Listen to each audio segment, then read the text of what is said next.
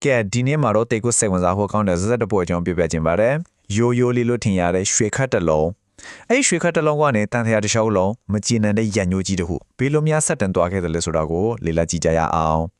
ဟုတ်ပါတယ်အဓိကမိခုံးကဒါပါပဲ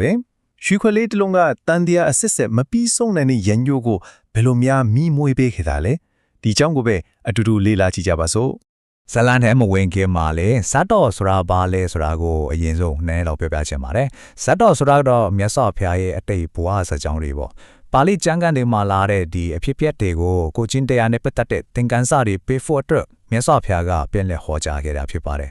ဒီဇက်တော်ရဲ့ဇက်အင်ကတော့စေတဝန်ချောင်းကုန်းမှာစတင်ခဲ့တာပါအဲ့ဒီမှာမြတ်စွာဘုရားကတရားအားထုတ်တဲ့နေရာမှာလုံလဝိရိယရဲ့ယောနေရဒီစိတ်တကြနေတဲ့ယဟန်တစ်ပါးကိုညင်တော်မူတယ်အဲ့ဒီယဟန်ကိုအကြောင်းပြုပြီးတော့ဒီဇလန်ကိုဟောကြားခဲ့တာပါ ဆိုတော့မြတ်စွာဘုရားကအဲ့ဒီစိတ်သက်ကြနေတဲ့ယဟန်ကိုတတိပီးစကားမိန်ကြားခဲ့တယ်ဒီစကားကပဲအတိတ်ကဇလန်တဘိုးကိုပြန်လဲဟောကြားဖို့အတွက်အစာပြိုးပေးလိုက်တို့ပါပဲ ကဲဒါဆိုရင်အတိတ်ကဘာလေးစီကိုအတူတူခရီးသွားပြီးတော့ဒီရန်ညိုရဲ့မူလဇမစ်ကိုပြန်ရှာကြည့်ကြရအောင်ပါဒီဇလန်ရဲ့အဓိကစက်ကောင်ကတော့ဂုံတန်းနှစ်ယောက်ပေါ့တယောက်ကတော့ဖះလောင်းကွယ်ပဲအလုံးရိုးသားပြီးဖြောင့်မဲ့တယ်နောက်တစ်ယောက်ကတော့သူ့ရဲ့စန်ဂျန်ဘတ်လောဘရမ်းကြီးပြီးမယိုးမသားလှုပ်တတ်တဲ့ဂုံတဲ့တယောက်သူကနောက်တစ်ချိန်မှာဒေဝရဖေးလာမယ်သူပေါ့သူတို့နှစ်ယောက်ရဲ့ဆက်ကအစကတည်းကလုံးဝကိုမတူတာပါအဲ့ဒီတော့သူတို့နှစ်ယောက်ဟာ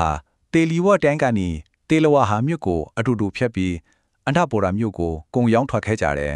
ဟိုရောက်တော့ပြိုင်ဆိုင်မှုတွေမဖြစ်အောင်မြတ်တတဖြစ်အောင်ဆိုပြီးမြို့ထဲကလမ်းတွေကိုတယောက်တစ်ဝက်စီခွဲယူရောင်းချဖို့သဘောတူခဲ့ကြပါတယ်ဒီနေရာမှာပဲဇလန်ရဲ့အလဲဖြောင်းကိုဖြစ်စေမဲ့မိသားစုလေးတစုပေါ်ထွက်လာပါတယ်တချင်ကတော့ထထွေးမျိုးရိုးပေါ့ဒါပေမဲ့အခုတော့ဆင်းရဲသွားပြီးအဖွားအိုနဲ့မြေမလေးနှစ်ယောက်ပဲကြံတော့တဲ့မိသားစုလေးပါဒီမိသားစုမှာဇလန်ရဲ့အဓိကကြတဲ့ဖြစ်စီဖြစ်ချက်ရွှေခွက်တစ်လုံးရှိနေခဲ့ပါတယ်ဒါပေမဲ့အညစ်အကြေးတွေဖုံးလာနေတော့သူတို့ကိုလိုက်တောင်းဒါဟာရွှေခွက်မှမထီဘူးတမိုးမရှိတဲ့ခွက်တစ်ဟောင်းတစ်လုံးလိုပဲထင်နေကြတာပါကဲဒီနေရာကနေစပြီးဇလန်ကတဖြည်းဖြည်းအရှိန်တက်လာပါပြီဘာတွေဆက်ဖြစ်မလဲကြည့်လိုက်ကြအောင်လိုဘကြီးတဲ့ကွန်တေကအဲ့ဒီအိမ်ကိုအရှင်ရောက်သွားတယ်ရွှေခွက်ကိုတွေ့တော့သူ့မှာပါတဲ့အဲ့နဲ့တိတ်တိတ်လီချက်ကြည့်လိုက်တာရွှေစမချက်ချင်းတီထွာရောအဲ့ဒီမှာတင်တွေ့မယိုသားတဲ့စိတ်ကချက်ချင်းပေါ်လာပြီးအခွင့်ကောင်းယူဖို့ကြန့်စီပါတော့တယ်လောဘစိတ်ကလေလည်မှုကိုဘလို့မွေးဖွားပေးလဲဆိုတာကြည့်ပါအောင်သူကအဖောင်းအနံမြင်းမလေးကိုလှည့်ထဖို့ဒီခွက်ကဘာမှတန်ဖို့မရှိဘူးလို့ပြောပြီးကျမ်းမြန်ပေါ်ဖြစ်ခ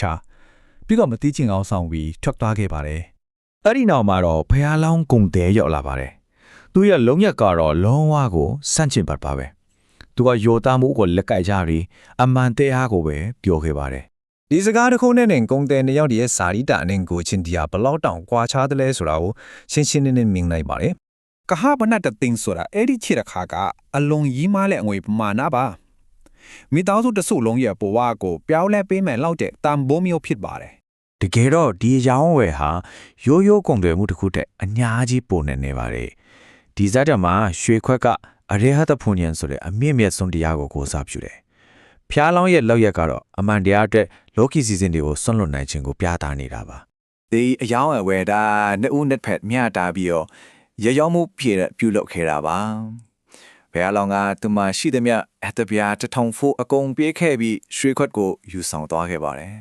ကဲဇလန်ကအကိုးဆွဲအထွတ်ထိပ်ကိုရောက်လာပါပြီလောဘကြီးရဲ့ကုံတဲ့လောက်ရက်ကနေဘလို့ဆိုးရွားတဲ့အကျိုးဆက်တွေဖြစ်ပေါ်လာမလဲဆိုတာကြည့်လိုက်ကြရအောင်ပါဒီချိန်မှာပဲသူ့ရဲ့လောဘနဲ့မယိုးသားမှုကြောင့်သူကိုယ်တိုင်ဘလောက်ထိနစ်နာဆုံးရှုံးသွားပြီလဲဆိုတာကိုသူသဘောပေါက်သွားပါတယ်သူ့ရဲ့စိတ်ပိုင်းဆိုင်ရာပျော်လဲမှုကဒီနေ့စတင်ခဲ့တာပါပဲသူ့ရဲ့ဆုံးရှုံးမှုကိုသူတစ်ပါးရဲ့အမအဖြစ်ချက်ချင်းပုံချပြီးအညိုးတေးထားပါတော့တယ်။ဒါဟာလောဘကနေဒေါသနဲ့မာနစီကိုဘယ်လိုကူးပြောင်းသွားလဲဆိုတာကိုပြနေတာပါပဲ။တင်မာမှုတွေအမြင့်ဆုံးကိုယောင်းလာပါပြီ။ရွှေခွက်ကိုပြန်ရဖို့သူ့ရဲ့နောက်ဆုံးအခွင့်အရေးဟာမြင့်ရဲ့ပြင်းပေါ်မှာတင်သူမျက်စိရှေ့မှာပဲလက်လွတ်ဆုံးရှုံးသွားသေးပါပြီ။ဒီနေရာမှာဇက်တော်ကတောင်းထားတဲ့စကလုံးတွေဟာတကယ်ကိုပြင်းထန်ပါတယ်။သူ့ရဲ့နှလုံးသားထဲမှာလောဘမီဒေါသမီတွေကအယံပူလောင်လာပြီးတော့ဘားဆက်ကနေတွေ့တွေအန်ထွက်လာတဲ့အထိပဲနောက်ဆုံးမှာတော့ရေခမ်းချောက်နေတဲ့ရေကမ်းအောက်ခြေကရွှတ်နေလို့ပဲသူ့နှလုံးသားဟာအစိတ်စိတ်အမွှားမွှားကိုယ်ချေသွားတယ်လို့ဆိုပါတယ်ကြောက်စရာကောင်းလောက်အောင်ပြင်းထန်တဲ့ခံစားမှုမျိုးပါပဲ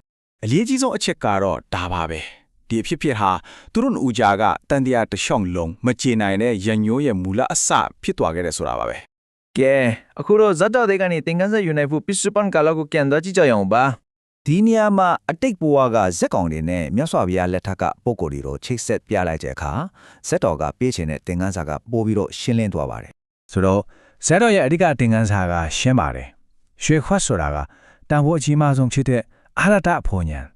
အဲ့ဒီတန်ဖိုးကြီးတဲ့အရာကိုအထုတ်မှုဇွဲလုံးလမရှိရင်လက်လွတ်ဆုံးရှုံးရမှာပါပဲ ဒီတော့ဒီဇက်တော်ကနေရတဲ့ဒီကသင်ခန်းစာ၃ချက်ကတော့ရိုးသားမှုဇွဲလုံးလာရှိမှုနဲ့လောဘကိုရှောင်ကျဉ်မှုတော့ပဲဖြစ်ပါတယ် နောက်ဆုံးမှာတော့ဇက်တော်ရဲ့အဆုံးအမချောင်းစိတ်သက်ကြနေတဲ့ယဟန်ဟာအာယုန်ဒီပြန်ဖြစ်လာပြီးတရားထူးတရားမဲ့ကိုရရှိသွားခဲ့ပါတယ်အဒါကဇက်တော်ရဲ့တန်ခိုးအာနိသင်ပါပဲ ဒီရှေးဟောင်းဇလန်ကနဲ့ခေတ်သစ်ဘဝအသက်စဉ်းစားစရာမေးခွန်းတစ်ခုမေးရင်းနဲ့အဆုံးသတ်လိုက်ချင်ပါတယ်မိမိတို့ရဲ့ဘဝမှာလည်းတန်ဖိုးကြီးမှမသိပဲဒါမှမဟုတ်ဇွဲမရှိလို့လက်လွတ်ဆုံးရှုံးသွားနိုင်တဲ့အခွင့်အရေးလေးတန်ဖိုးရှိတဲ့အရာတွေများရှင်းနေမလားဆိုတာကိုပြန်လည်စဉ်းကျင်ကြည့်နိုင်ပါတယ်